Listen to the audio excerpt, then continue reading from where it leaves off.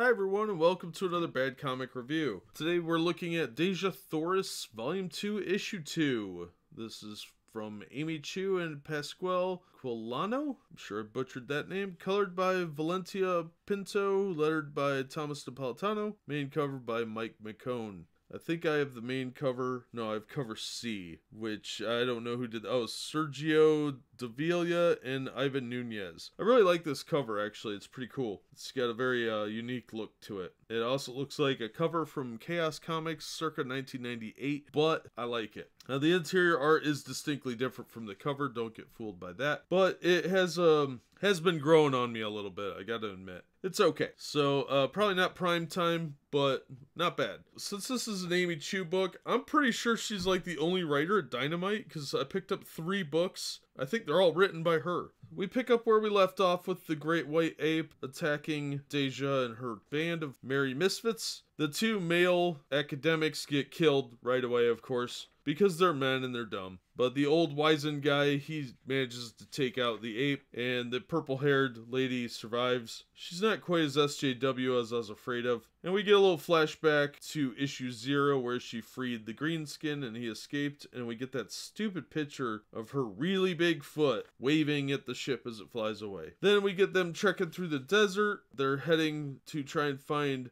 Ephysium, but no luck yet. They've learned how to get milk from a plant. They come across a big desert where they are attacked by plant people. So the plant men attack, they beat the crap out of them. The fight scene is actually pretty cool, but the old guy gets knocked out and they start drinking his blood. And the creatures actually look kind of neat. They're very Lovecraftian looking. And that scene was actually pretty well done. But then a royal ship shows up. Some green men come out and beat the crap out of the plant men and take them all hostage. And they are forced to kneel before the Dejah of Third. And the Dejah is, of course, the green skin that she released from the dungeon. It's a little bit predictable, because once I saw the flashback, I knew that was coming, especially when the ship showed up. Not a very surprising issue, but it was pretty well done. It's a very actiony issue. There's some kind of pointless crap in here that probably could have been eliminated, like all the wanderings to the desert. But it wasn't too bad. The dialogue was reasonable. It was a little more than I would have cared for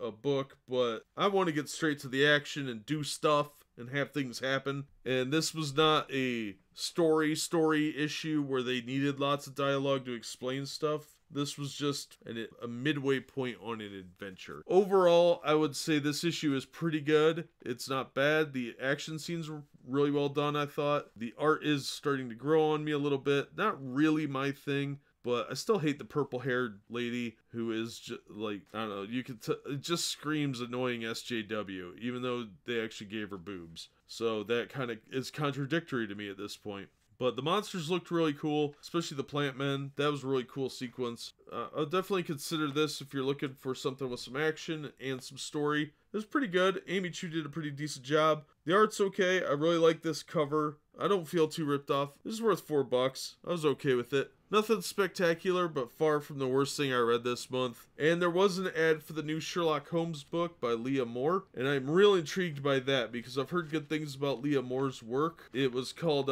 Sherlock Holmes: The Vanishing Man. It's coming out in May. I'm really excited to see that, so I hope that's good. Dynamite's doing a pretty decent job with the books I've read so far, but yeah, this one was a better follow-up to the storyline than last issue. I liked it better than issue 1, honestly. Slightly above middle-of-the-road recommendation. I would pick this up over a Marvel book pretty much without question right now. If you're thinking about picking up Marvel's Infinity Countdown, grab this one instead. But that'll do it for this one.